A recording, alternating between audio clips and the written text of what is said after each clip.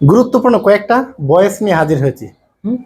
এই ভয়েসগুলো অত্যন্ত গুরুত্বপূর্ণ এবং পরীক্ষার মধ্যে বারবার এই ভয়েসগুলোই আসে। স্বাভাবিক নিয়ম থেকে একটু ব্যতিক্রম। আমরা জানি ভয়েসের ক্ষেত্রে সাবজেক্ট হয়ে যাবে অবজেক্ট, আর অবজেক্ট হয়ে যাবে সাবজেক্ট, আর প্রেজেন্ট টেন্স হলে এমিজার, পাস্ট টেন্স হলে ওয়াজ ওয়ার, রিসিভ করার ক্ষেত্রে। তার মানে এখানে মি অবজেক্ট, মিকে বানাবো সাবজেক্ট, এটা পাস্ট টেন্স, তাই আয়ের পরে কি হবে ওয়াজ, পরে কি এনওয়েট। আমরা জানি ভয়েসের স্বাভাবিকভাবে বাই বসে প্রথম সাবজেক্টকে অবজেক্ট করার পূর্বে, কিন্তু এনওয়েটের পরে হবে উইথ, হিয়ার অবজেক্ট হল হি। 2 নাম্বারটা রয়েছে his behaviour surprised me. His behaviour surprise me, object কি মি, মিকে বানাম কি আই, এটা পাস্ট টেন্স, তাই কি লিখবো আই ওয়াজ সারপ্রাইজড। আর এটা পরে সারপ্রাইজের পরে কি বসে এট, তার মানে I was surprised at his behaviour.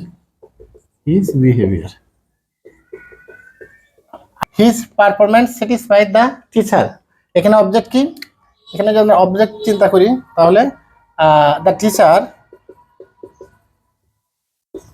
এটা কি টেন্স পাস্ট টেন্স, তার মানে কি হবে ওয়াজ, পরে স্যাটিসফাইড পরে কি হয়, স্যাটিসফাইড পরে বসে উইথ, পরে উইথ হিজ পারফরম্যান্স।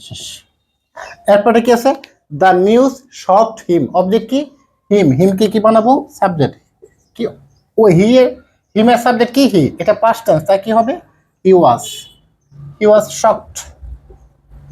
আমরা জানি শকড এর পরে বাইনা বসে প্রিপজিশন অ্যাপ্রোপ্রিয়েট এট বসে, এই জন্য কি হবে shocked at, he was shocked at the news. পরে কি আছে I know the boy, object কি দ্য বয়, প্রেজেন্ট টেন্স, এই জন্য কি হবে ইজ, নোর ভিতরে কি নোন, আর নোন এর পরে কি হয় টু, আর অবজেক্ট কি মি, তার মানে কি দেখেন নোন টু, শকড এট, পরে কি satisfied with, surprise at, annoyed with, এই শব্দগুলো আপনাকে কি করতে হবে, হ্যাঁ একটু কষ্ট করে মুখস্থ করতে হবে। আরো গুরুত্বপূর্ণ ভিডিও নিয়ে আপনার সামনে হাজির হব। ধন্যবাদ সবাইকে, আসসালামু আলাইকুম।